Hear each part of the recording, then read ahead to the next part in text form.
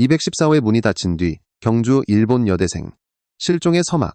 1991년 3월 27일 일본 시모노세키에서 부산으로 향하는 부관회리의 갑판 위로 바람이 매섭게 불었다. 그 배 안에 당시 24살 예비대학원생 오마사 유미다정 요메가 있었다. 다음날 아침 그녀는 경상북도 경주시 진현동의 계림 유스호스텔 214호실에서 나왔다. 시계가 10시를 향해 가던 무렵이었다. 그리고 그 시각 이후에 그녀는 기록에서 목격담에서 그리고 가족의 일상에서 사라졌다. 이 사건은 오늘 우리가 경주 일본 여대생 실종 사건이라고 부르는 설명되지 않는 공백의 시작점이다. 유스호스텔 214호라는 구체적인 호실 번호는 이 사건이 단순한 전설이나 도시괴담이 아니라 분명한 소재와 좌표를 가진 실존의 사건임을 상기시킨다. 여행 가방 가볍게 걸친 옷 체크아웃 전에 여유 관광객 누구에게나 있을 법한 풍경이었을 것이다. 그러나 한국 경찰이 처음 그려본 가능성의 스케치는 이미 불길한 색을 띠고 있었다. 추정의 삼각형은 납치 감금, 그리고 본인의 과실에 의한 사고. 이 세 개의 추근 이후 수년간의 수사와 대중의 상상 속에서 계속 회전하며 사건의 무게중심을 번갈아 점유한다. 경찰은 곧바로 대대적인 추적에 들어갔다. 10만여 명이 동원된 수색과 탐문은 전례 없는 규모라는 표현을 붙여도 지나치지 않았다. 관광객이 남긴 발자취는 본래 선명해야 한다. 숙소의 체크인 체크아웃 기록 인근 관광지의 표 구매 내역 버스의 정류장 CCTV. 그러나 1991년의 한국은 지금처럼 카메라가 도시의 혈관 곳곳을 메우기 전이었다. 그 빈틈은 기록의 공백이 되고 공백은 곧 사건의 그림자를 길게 느린다.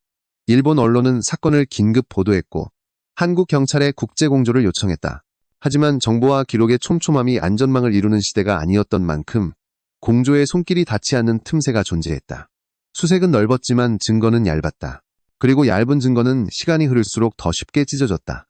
사건의 초기에 남겨진 것은 분명한 날짜와 장소, 그리고 사라짐이라는 사실뿐이었다. 그렇다면 분석의 출발점은 어디여야 하는가? 우선 시간적 축을 따라보자. 3월 27일 입국 부관회리로 부산에 도착 경주로 이동 3월 28일 오전 10시경 214호실에서 외출 실종. 이 타임라인은 단순하지만 단순함이야말로 수사에서 가장 위험한 착시를 낳는다. 우리는 종종 명료한 연표가 모든 것을 설명한다고 믿는다. 그러나 사건은 타임라인 사이에 틈 기록되었어야 했지만 남지 않은 빈칸에서 발생한다. 이 사건의 핵심은 10시 이후 무엇이 있었는가가 아니라 10시 이전에 무엇이 빠져 있었는가일지도 모른다. 동선의 사전계획 동행자 유무 현금 여행자 수표의 보관 습관 위험을 회피하는 개인적 성향이 모든 변수는 214호실에서 문을 나서는 그 한순간보다 훨씬 이전에 이미 결과를 준비하고 있었을 수 있다. 그러나 우리에게 주어진 텍스트는 신중하다. 우리가 아는 것은 경찰의 추적 납치 감금 사고가 대규모 수색이 성과 없이 끝났다는 결과뿐이다. 이 초반의 정적을 깨뜨린 것은 의외로 한국이 아닌 일본이었다. 실종 직후부터 1994년 10월 사이 가족에게 몇 차례 무언의 전화가 걸려왔다. 이 표현을 곱씹어보자. 무언 모옌의 전화. 발신자는 확인할 수 없었고 수화기 너머에서는 숨소리도 생활음도 들리지 않았다. 아무 말도 들려오지 않기에 결국 가족은 전화를 끊을 수밖에 없었다고 전해진다. 일반적으로 실종 사건에서 전화는 연결의 상징이다. 그러나 이 사건의 전화는 반대로 절단을 강화한다. 연결되었으나 전해지지 않고 통화되었으나 말해지지 않는 그 모순이야말로 이 사건이 대중의 기억 속에 오래 남게 된 심리적 장치다. 이 무언의 전화는 또 하나의 분석축을 불러온다. 일본에서는 납북 일본인이 생존 신호를 보내기 위해 말없이 전화를 거는 사례가 많다고 알려져 있다. 바로 그 상관관계 때문에 민간단체인 일본 특정 실종자 문제조사회는 오마사 유미를 납북 가능성을 배제할 수 없는 실종자 명단에 올려두고 있다. 여기서 중요한 것은 어휘의 신중함이다. 납북 실종자가 아니라 납북 가능성을 배제할 수 없는 실종자 가능성의 문을 열어두되 단정의 문턱은 넘지 않는다. 수사와 서사의 차이는 종종 이 지점에서 벌어진다. 서사는 빈칸을 메우고 싶어하고 수사는 빈칸을 보존한다. 왜냐하면 빈칸을 성급히 메우는 순간 다른 가능성의 통로가 닫혀버리기 때문이다. 그렇다면 이 전화들은 무엇을 말해주는가? 첫째, 발신처는 기록되지 않았다. 둘째, 반복성이 있다. 몇 차례라는 표현은 우연의 단발적 장난 전화와는 다른 성격을 암시한다. 셋째, 무음이라는 형식 자체가 메시지일 수 있다. 말하지 않는 것으로 말하는 방식. 하지만 이 모든 분석은 결국 가능성의 영역을 벗어나지 못한다. 우리는 확정적 결론을 보류해야 한다. 오마사 유미의 가족에게 이 전화들은 희망이었을까? 아니면 절망의 반복이었을까? 실은 둘 다였을 것이다. 한편으로는 살아있다는 가능성을, 다른 한편으로는 도달할 수 없다는 현실을 동시에 상기시키는 이중의 신호. 이 모순적 정서는 사건의 서사에 무력감의 결을 더한다. 다시 한국으로 시선을 돌리면 대규모 수색에도 불구하고 실마리가 잡히지 않았다는 사실이 우리를 붙잡는다. 왜 실패했는가? 이는 수사기관의 역량 문제라기보다 시대적 환경의 문제로 읽어야 한다. 1991년은 휴대전화가 보편적 위치 추적 장치가 아니었고 관광지와 대중교통망에 CCTV가 촘촘하지도 않았다. 사건은 기록되지 않는 장소에서 기록되지 않는 시간에 기록되지 않는 방식으로 발생한다. 결국 수사란 기록을 통해 산출되는 추론의 예술이다. 기록이 빈약하면 예술은 서툴고 서툰 예술은 진실을 더디게 만든다. 그렇다고 해서 발자취가 전혀 없었던 것은 아니다. 사건 당일의 동선과 관련해 몇몇 목격담이 존재한다는 사실이 전해진다. 유스호스텔 기념품점에서 여행자 수표로 100억 쌍가락지와 비취 목걸이를 구입했다는 판매원의 확인 불국사, 석굴암 순회버스를 타고 석굴암을 관광했다는 정황, 그리고 다시 시내버스를 타고 국립경주박물관 쪽으로 향했다는 증언들. 그러나 이 목격담들은 아직 우리 이야기의 다음 장을 기다린다. 왜냐하면 목격은 사건을 설명하지 않는다. 목격은 단지 새로운 빈칸을 만든다. 그 다음에 무엇이 있었는가라는 빈칸. 우리는 이 빈칸을 섣불리 상상으로 채우지 않을 것이다. 대신 각 목격의 신빙성과 맥락, 그리고 그날 그녀가 지니고 있었다고 알려진 여행자 수표의 의미를 다음 부에서 차분히 검토할 것이다. 요약하면 우리가 붙잡은 것은 세 가지다. 첫째, 분명한 시작점 1991년 3월 28일 오전 10시 계림 유스호스텔 214호실의 문이 닫히는 순간. 둘째, 압도적이었으나 성과를 내지 못한 수색과 국제 공조의 공백. 셋째, 일본에서 걸려온 무언의 전화가 만들어낸 새로운 의혹의 축. 이 세 요소는 서로를 비추며 사건의 윤곽을 더 선명하게 동시에 더 난해하게 만든다. 문은 닫혔고 시간은 흘렀으며 전화는 울렸지만 말은 없었다. 그 침묵 사이로 우리는 다음 장의 질문을 준비한다. 그녀는 어디에서 무엇을 샀고 어떤 버스를 탔으며 그 경로가 왜 이후에 사라짐과 맞물리는가. 2부에서는 바로 그 목격의 지도를 펼쳐 보이며 사라짐의 오전을 가능한 한 세밀하게 복원해본다. 목격의 지도 불국사에서 박물관까지. 214호의 문이 닫힌 뒤 이 사건은 갑자기 어둠으로 빠져들지 않는다. 오히려 몇 줄의 얇고 가느다란 빗줄기가 생긴다. 그것이 바로 목격담이다. 사건 당일, 즉 3월 28일 오전 계림 유스호스텔의 기념품 판매점에서 한 외국인 여성이 여행자 수표로 결제를 했다는 판매원 김모 씨의 기억. 100억 쌍가락지 한 벌 비취 목걸이 하나. 관광객이 남기기 쉬운 하지만 동시에 실종의 시간표에서 매우 결정적인 자취. 목격은 종종 그때 분명히 보았다는 인간 기억의 확신으로 시작되지만 수사에서 중요한 것은 그 확신이 가리키는 방향성이다. 여기서 방향성은 분명하다. 그녀는 구경하고 고르고 지불하고 소지했다.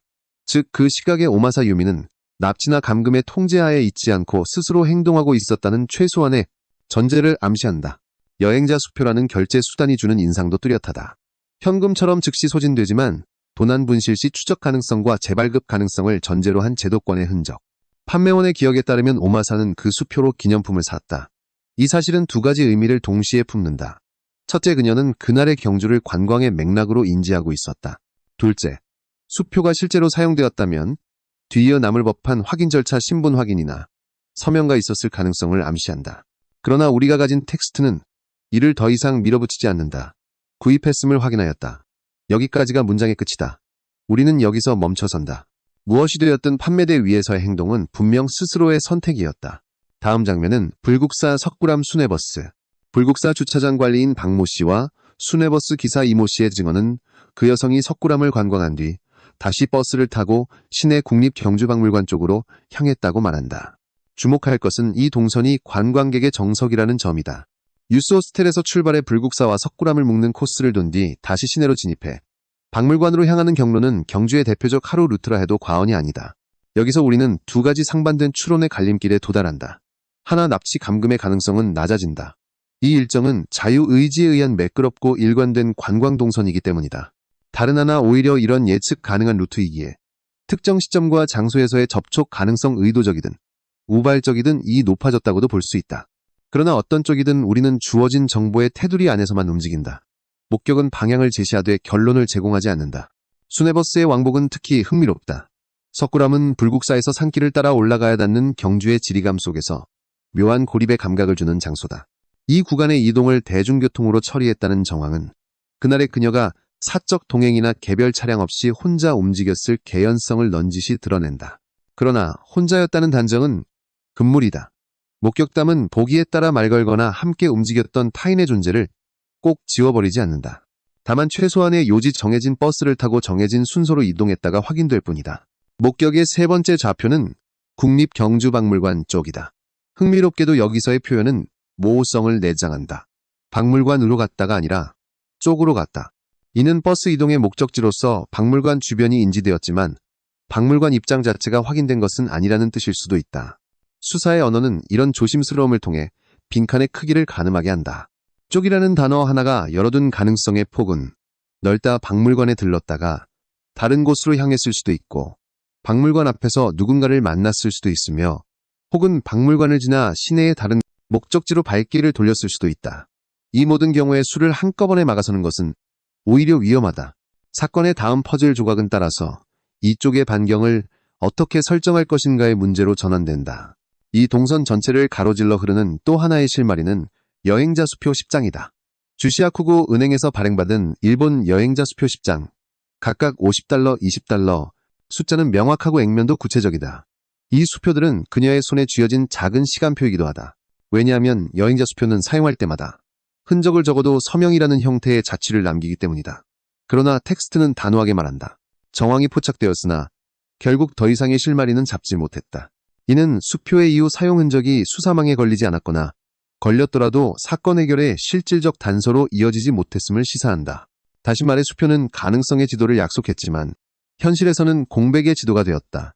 여기서 분석의 리듬을 잠시 늦추고 목격 자체의 성격을 들여다보자. 판매원 주차장 관리인 버스기사 세 유형의 목격자는 공통적으로 업무 중에 오마사 유미를 보았다고 기억한다. 이는 우연한 스침보다 반복성과 관찰의 습관이 높게 개입하는 자리에서의 목격이다. 그럼에도 목격은 확률이지 증명이 아니다. 의복 말투, 지불수단 외국인이라는 인상 같은 요소가 기억의 표식을 강화했을 가능성은 높지만 그럼에도 수사에서 목격은 언제나 보정이 필요하다. 이 사건의 목격담들이 신빙성을 지탱하는 이유는 서로가 서로를 보완한다는 데 있다. 기념품 구매 관광지 이동 도심 복귀라는 세 갈래의 증언이 하나의 선을 이룰 때 우리는 그 선을 임시의 사실 가설로 채택할 수 있다. 단 어디까지나 임시로. 또 하나 주목해야 할 지점은 이 일련의 목격이 충분히 사람 많은 낮 시간대에 집중된다는 사실이다. 이는 일부에서 제시된 경찰의 추적 납치 감금 사고 가운데 최소한 낮 시간대 관광 동선에서의 급작스러운 사고 가능성을 상대적으로 낮추는 요소로도 익힌다. 공공장소에서 발생하는 돌발 사고라면 통상적으로 주변의 즉각적 인지와 보고가 뒤따르기 때문이다. 그렇다면 사건의 비극은 이 오후의 끝 혹은 저녁 이후에 어딘가에서 시작되었을까? 우리는 섣불리 시간을 늦추지도 앞당기지도 않는다. 다만 이 목격들의 끝자락 박물관 쪽, 이 사건의 다음 전환점이 될 것이라는 예감을 기록해둘 뿐이다. 그리고 마지막으로 기념품 구입 자체의 상징성을 되새긴다. 백옥의 빛 비추의 녹, 관광객이 고국으로 돌아가 소중한 이에게 전하려 준비했을지 모를 작은 선물들. 그것들은 사건 서사에서 비극을 감정적으로 과장하기 위한 소품이 아니다. 오히려 그것들은 돌아갈 계획이 있었다는 평범하지만 강력한 가정의 증거다. 여행자 수표 10장과 기념품 이점 계획과 여유 기대와 준비. 이 네 단어가 목격의 지도 위에 포개질 때 우리는 비로소 이 사건의 모순과 정면으로 마주하게 된다. 이렇게 탄탄해 보이는 일상의 질서가 왜 곧장 설명 불가능한 공백으로 이어졌는가? 마지막 문장은 따라서 질문으로 남겨두는 것이 정당하다. 그녀는 무엇을 샀고 어디를 돌았으며 어떻게 시내로 돌아왔는가 우리는 이제 알 것 같다. 그러나 그 다음에 문턱에서 단서는 끊긴다. 여행자 수표의 잔량은 어디로 갔는가? 기념품은 누구의 손에 남았는가? 박물관 쪽에서 그녀는 누구를 만났는가? 혹은 아무도 만나지 않았는가? 3부에서는 이 질문들을 안고 일본으로 걸려온 무언의 전화가 만들어낸 의혹의 프레임 납북 가능성을 배제할 수 없다는 신중한 문장과 한국 경찰의 대규모 수색이 성과 없이 귀결된 이유를 오로지 텍스트가 허용하는 범위 안에서 한 겹 더 해부해본다. 침묵의 신호 무언의 전화와 가능성의 프레임. 어떤 실종 사건은 마지막 문장을 남기지 못한 채 끝난다. 이 사건에서 그 미완의 문장을 대신한 것은 전화벨 소리였다. 실종 직후부터 1994년 10월 4일 오마사 유미의 가족에게 몇 차례 걸려온 전화. 발신자는 확인되지 않았다. 수화기 너머에서는 숨소리도 생활음도 들리지 않았다. 아무 말도 없는 정적이 일정 시간 흐르고 가족은 결국 전화를 끊을 수밖에 없었다고 전해진다. 수사 기록의 언어로 요약하면 무언무엔의 전화다. 그러나 서사의 언어로 옮기면 이 전화는 말하지 않는 방식으로 어떤 사실을 주장하는 역설의 메시지다. 나는 연결되어 있다. 동시에 나는 말할 수 없다. 이 침묵을 읽는 방법은 여러 가지다. 첫째, 반복성이다. 몇 차례라는 표현은 한 번의 우연이나 장난으로 보기 어렵게 만든다. 둘째, 익명성이다. 발신처가 확인되지 않았기에 전화의 정체는 끝내 그림자로 남는다. 셋째, 형식성이다.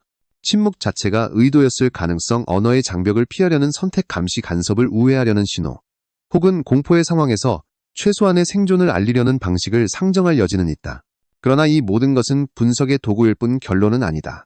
우리가 붙잡을 수 있는 확정적 사실은 두 가지뿐이다. 전화가 반복되었다는 것, 그리고 그 전화가 아무 말도 남기지 않았다는 것. 바로 이 지점에서 가능성의 프레임이 형성된다. 일본에서는 납북 일본인이 생존을 알리기 위해 말없이 전화를 거는 사례가 많다고 알려져 있다. 그 선례의 기억은 곧바로 이 사건을 하나의 범주로 끌어들인다. 그래서 일본의 민간단체 특정 실종자 문제조사회는 오마사 유미를 납북의 가능성을 배제할 수 없는 실종자 명단에 올려두고 있다. 여기서 주목해야 할 것은 표현의 신중함이다. 납북 실종자가 아니라 납북 가능성을 배제할 수 없다. 단정 대신 보류, 확언 대신 유보. 이 문구는 도약하려는 상상을 단단히 붙잡아두는 안전핀이다. 침묵의 전화가 납북 가능성을 지지할 수는 있으나 그것만으로 증명할 수는 없다는 뜻이기 때문이다. 그렇다면 한국 경찰이 사건 초기에 제시한 세 가지 축 납치 감금 본인의 과실에 의한 사고는 이 전화와 어떤 관계를 맺는가? 먼저 사고 가설을 대입해보자. 낮 시간대의 관광 동선 기념품 구매, 불국사 석굴암 박물관 쪽. 이 비교적 질서정연하게 복원되고 그 직후 갑작스러운 사고가 발생했다면 그 이후 몇 년에 걸친 무언의 전화는 설명하기 어렵다. 이 경우 전화는 사건 외부의 소음, 즉 우연한 장난이나 오인 연결로 처리될 수밖에 없다. 하지만 반복성과 시기성이 이를 쉽게 허락하지 않는다. 다시 말해 전화가 진짜라면 사고 가설은 후퇴한다. 그 다음 감금 가설을 적용하면 그림은 달라진다. 누군가의 통제 아래 말할 수 없는 상황에서 최소한의 연결만을 시도했을 가능성. 침묵은 흔적을 최대한 줄이면서도 살아있다는 징후를 남기는 가장 원초적 방법이다. 다만 여기서도 우리는 조심스러워야 한다. 감금이라는 단어는 구체적 증거를 요구한다. 전화만으로는 감금도 감금이 아닌 것도 어느 쪽도 확정할 수 없다.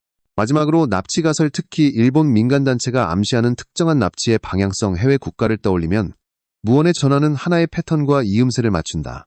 그러나 패턴의 적합성이 곧 사실의 동일성을 보장하지는 않는다.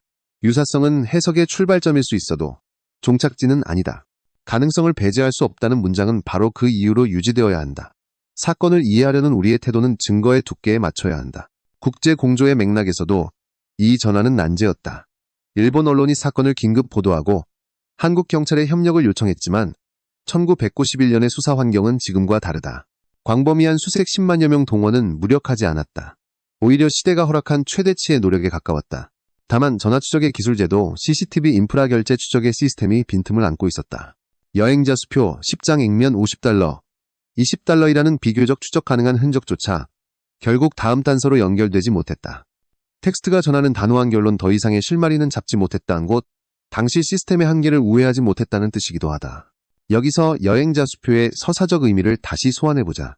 수표는 오마사 유미가 그날 실제로 지불 행위를 했음을 뒷받침했고 기념품 구매 서명과 번호라는 행정적 꼬리표를 예고했다. 그럼에도 수표는 어디에도 닿지 못한 채 공중으로 사라진 듯하다. 이는 역설적으로 의도적 비가시화, 즉 누군가가 이후의 사용을 회피했거나 사용 자체가 없었다의 가능성을 동시에 시사한다. 둘 중 어느 쪽이건 수표가 남기지 못한 흔적은 사건의 추적 가능한 시간을 3월 28일 오전에 박물관 쪽에서 멈추게 만든다. 그 이후의 시간은 무언의 전화라는 또 다른 형태의 흔적으로만 간헐적으로 표면을 스친다. 무언의 전화는 가족의 심리 지형에도 중층적인 균열을 낳는다. 전화가 울릴 때마다 희망은 깨어나고 끊기는 순간마다 절망은 되돌아온다. 희망과 절망의 교차는 시간이 길어질수록 확신에 결여라는 피로로 퇴적된다. 그리고 그 피로는 종종 하나의 가설을 열렬히 끌어안거나 확신의 대체 모든 가설로부터 한 걸음 물러서는 냉기를 낳는다. 보류의 영속화. 이 사건에서 민간단체의 명단 등재는 전자의 욕구, 어느 한 가설의 견고화를 사회적으로 제도화한 흔적이자 동시에 표현의 신중함을 통해 후자의 태도무한 보류를 병행한 문장으로 익힌다. 그렇다면 우리는 이 전화를 어떻게 다루어야 하는가? 수사적 문장으로 답하면 확증 편향을 경계하며 그러나 폐기하지 않는다. 목격의 지도 2부가 제시한 낮 시간의 선명함과 전화가 남긴 몇 년짜리 침묵의 점선을 겹쳐보면 사건의 풍경은 이상하게도 한낮의 명료함과 심야의 공백이 공존하는 형태를 띈다. 명료함은 사건을 붙잡고 공백은 사건을 놓아버린다. 이 모순의 장자에서 우리는 어떤 사실도 성급히 강화하지 않는다. 대신 서로 다른 조각들이 맞물릴 수 있는 최소한의 접점을 찾는다. 예컨대 유스호스텔 기념품점 불국사 석굴암 박물관 쪽으로 이어지는 공개 공간의 동선과 이후 어디선가 발생했을 폐쇄적 상황의 가능성 전화의 침묵이 한 인물의 하루 안에서 충돌했을 수 있다는 점. 그것이 정확히 언제, 어디서 누구에 의해, 혹은 무엇 때문에였는지는 여전히 빈칸으로 남는다. 끝에서 우리는 다시 한번 언어를 조심스럽게 고른다. 납치 감금사고 초기의 세 축은 아직 유효하다. 무언의 전화 반복 익명 침묵은 그 축들 중 일부를 강화하고 일부를 약화시킨다. 일본 민간단체의 분류. 납북 가능성을 배제할 수 없다는 해석의 폭을 열어두되 결론을 닫지 않는다. 이 모든 보류와 신중함 속에서도 한 가지 사실만은 분명하다. 이 사건의 시간은 1991년 3월 28일 오전에서 멈추지 않았다. 전화벨이 울리던 그 몇 해 동안 사건은 여전히 현재 진행형이었다. 다만 우리가 듣지 못했을 뿐이다. 이제 남은 질문은 마지막 장으로 미뤄진다. 목격의 지도와 침묵의 신호를 하나의 타임라인으로 겹치면 어디에 균열이 생기는가? 왜 대규모 수색과 국제 공조는 그 균열을 찾지 못했는가? 그리고 여행자 수표와 기념품이라는 돌아갈 일상의 징표는 어떻게 돌아오지 못한 시간으로 변했는가? 사부에서는 이 사건의 구조적 난점을 정리하며 우리가 끝내 답하지 못한 질문들 설명되지 않은 공백의 형태를 마지막으로 응시한다. 결론과 해부 공백의 형태, 남은 질문들. 사건을 끝까지 따라가면 결국 되돌아오게 되는 지점이 있다. 날짜와 장소, 그리고 침묵. 이 사건의 핵심을 다시 묶어보자. 1991년 3월 27일 일본 시모노세키발 부산행 구간회리로 입국한 24살의 예비대학원생 오마사 유미. 다음 날인 3월 28일 오전 10시경 경주시 진현동 계림 유스호스텔 214호실을 나선 뒤 행방불명. 한국 경찰은 납치감금 본인의 과실에 의한 사고를 추정하고 10만여 명을 동원해 행적을 추적했으나 실패. 일본 언론의 긴급 보도와 국제 공조 협의도 성과를 내지 못했다. 실종 직후부터 1994년 10월 사이 가족에게 몇 차례 걸려온 무언의 전화 발신 미상 숨소리도 생활음도 없는 침묵은 사건의 프레임을 뒤흔들었고 일본 특정 실종자 문제조사회는 오마사 유미를 납북 가능성을 배제할 수 없는 실종자 명단에 올려두었다. 한편 사건 당일의 동선과 관련해선 세 갈래의 목격이 서로를 보강한다. 유스 호스텔 기념품 판매점에서 여행자 수표로 백옥 쌍가락지와 비취 목걸이를 구입했다는 판매원 불국사, 석굴암 순회버스 이용과 석굴암 관광을 기억하는 주차장 관리인과 버스, 기사, 그리고 다시 시내버스를 타고 국립경주박물관 쪽으로 향했다는 진술, 그녀가 소지했던 주시아 쿠고, 은행 발행, 일본 여행자 수표 10장 액면 50달러, 20달러의 정황이 포착되었으나 이후 추가 실마리는 잡히지 않았다. 이 재구성은 단순한 요약이 아니라 사건의 빈칸을 측량하기 위한 좌표계다. 좌표는 정확하지만 좌표 사이의 면적, 그 공백이 너무 넓다. 왜 이렇게 되었는가? 첫째, 시대적 환경. 1991년의 한국은 오늘날처럼 도시 공간이 CCTV로 촘촘히 그물망을 이루던 때가 아니었다. 휴대전화의 보급률, 통신 추적의 기술제도, 결제 네트워크의 디지털화 역시 지금과 비교할 수 없다. 10만 명이 동원된 수색은 결코 미온적이지 않았지만 그 노력은 결국 기록의 빈약함과 시스템의 간극 앞에서 힘을 잃었다. 둘째, 단서의 특성. 여행자 수표는 추적 가능성을 내장한 결제 수단이지만 그 가능성이 추적 현실로 전환되려면 실제 사용 기록이 남아야 한다. 텍스트가 전하는 바에 따르면 수표의 이후 사용 흔적은 사건 해결의 실질적 단서로 이어지지 못했다. 셋째, 전화의 성격. 반복되었을 때 무언이었고 연결되었을 때 발신처는 확인되지 않았다. 전화는 있다는 사실만 남기고 어디와 어떻게를 지워버렸다. 그렇다면 초기에 제시된 세 가설을 주어진 정보의 테두리에서 마지막으로 점검해보자. 사고 가설. 낮 시간대의 관광 동선이 비교적 명료하게 복원되고 그 직후의 급작스런 사고라면 1991년부터 1994년 사이 반복된 무언의 전화와 자연스럽게 호응하긴 어렵다. 전화가 존재한다면 사고 가설은 설득력을 잃는다. 전화가 우연한 외부 소음이었다면 모를까? 몇 차례라는 반복성은 우연의 여지를 줄인다. 감금 가설. 말할 수 없는 상황에서 최소한의 생존 신호만을 보내려 했다는 해석은 전화의 형식 무언과도 결이 맞는다. 다만 감금이라는 단어는 구체적 증거를 요구한다. 전화 자체는 정황의 무게를 더할 수 있으나 그 자체로 감금을 증명하진 못한다. 납치가설 특정 방향성 포함. 일본에서 알려진 선례 말없이 걸려오는 전화와의 유사성은 가능성의 프레임을 만든다. 일본 특정 실종자 문제조사회가 오마사 유미를 납북 가능성을 배제할 수 없는 실종자로 분류한 사실은 그 프레임을 제도화한다. 그러나 여기서 결정적인 것은 표현의 신중함이다. 배제할 수 없다는 건 그렇다와 다르다. 가능성은 열린 문이고 결론은 닫힌 문이다. 이 사건은 열린 문 앞에서 멈춘다. 목격의 지도는 이 가설들 사이에서 중요한 균형추로 작용한다. 유스호스텔 기념품점 불국사 석굴암 박물관 쪽으로 이어지는 동선은 스스로 움직이는 관광객의 서술과 상응한다. 이는 최소한 오전 오후 초입의 시간대에 외부 통제에 직접적인 징후가 관찰되지 않았음을 암시한다. 동시에 그렇게 예측 가능한 루트 위에 있었기 때문에 특정 지점에서의 접촉 가능성 우발적이든 의도적이든도 상정 가능하다. 그러나 텍스트는 어느 쪽으로도 기울지 않는다. 박물관 쪽이라는 모호함은 사건의 결절점이면서 수사의 보류를 명령하는 단어다. 여행자 수표 10장은 마지막으로 남는 물적 행정적 단서였다. 이미 한 차례 기념품 구매 사용이 확인된 만큼 이후의 사용 역시 서명 번호라는 흔적을 남길 여지가 있었다. 그럼에도 더 이상의 실마리는 잡지 못했다는 결론은 두 가지 상반된 시나리오 이후 사용 자체가 없었거나 사용이 추적의 손길을 피해갔거나를 동시에 열어둔다. 어느 쪽이든 수표는 사건의 시간을 더 앞으로 끌고 오지 못했다. 시간은 박물관 쪽에서 멈추고 그 뒤로는 전화벨이라는 희미한 점선만이 1994년 10월까지 이어진다. 이제 질문을 전환하자. 사건은 왜 해결되지 못했는가? 한마디로 말하면 증거의 밀도가 임계치에 도달하지 못했기 때문이다. 목격은 방향을 제시하지만 목격만으로는 결론에 닿을 수 없다. 전화는 현재성을 부여하지만 전화만으로는 위치를 특정할 수 없다. 수표는 추적의 가능성을 약속하지만 가능성이 실행되지 못하면 약속은 공백이 된다. 이렇게 서로 다른 유형의 단서들이 서로를 보강하지 못한 채 평행선을 그었을 때 수사는 멈춘다.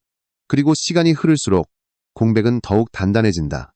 그렇다고 해서 이 사건의 의미가 침묵으로 귀결되어야 한다는 뜻은 아니다. 오히려 반대다. 이 사건이 남긴 가장 중요한 교훈은 보류의 윤리다. 확정할 수 없는 것을 확정하지 않기. 일본의 민간단체가 선택한 표현 납북 가능성을 배제할 수 없다는 그 윤리를 지키기 위한 문장이다. 이는 상상을 금지하는 문장이 아니라 상상이 증거를 대체하지 못하도록 거리를 두는 문장이다. 수사와 서사가 서로를 오염시키지 않도록, 그러나 서로를 비추도록 만드는 최소한의 규칙. 이 사건의 기록은 그 규칙을 고집스럽게 지킨다. 마지막으로 이 이야기는 한 개인의 삶이 통째로 사건으로 환원되는 것을 경계하게 만든다. 기념품점의 백옥과 빛이 수네버스의 경로 박물관 쪽이라는 말 한마디. 이 모든 것은 사건의 단서인 동시에 여행자 오마사 유미가 품었을 일상의 계획을 말해주는 표지판이다. 선물을 사서 돌아갈 생각 대표 관광지를 차례대로 둘러볼 계획 시내로 내려와 다음 행선지를 정할 여유. 이 흔한 계획들이 설명되지 않는 공백 앞에서 한순간의 서사 전체가 되었다. 우리는 그 서사를 따라가되 그 안에 담겼을 일상의 온도를 잊지 않아야 한다. 결론 대신 질문을 남긴다. 1991년 3월 28일 오전 10시 214호실의 문이 닫힌 뒤 시작된 이 공백은 어디에서 확장되었는가? 대규모 수색과 국제공조에 손길이 미치지 못한 그 틈은 무엇이었는가? 그리고 전화벨이 울리던 그 몇 해 동안 우리는 어떤 신호를 이해하지 못했는가? 답은 아직 없다. 다만 분명한 것은 이 사건의 시간을 오늘로 계속 데려오는 힘이 기억이라는 사실이다. 이름을 호출하는 일, 기록을 정리하는 일, 가능성을 열어두는 일. 그 작은 반복들이 바로 공백을 응시하는 우리의 방식이다. 이 사건은 아직 끝나지 않았다. 끝나지 않았다는 사실을 정확히 말하는 것. 그것이 지금 우리가 할 수 있는 가장 정직한 결론이다.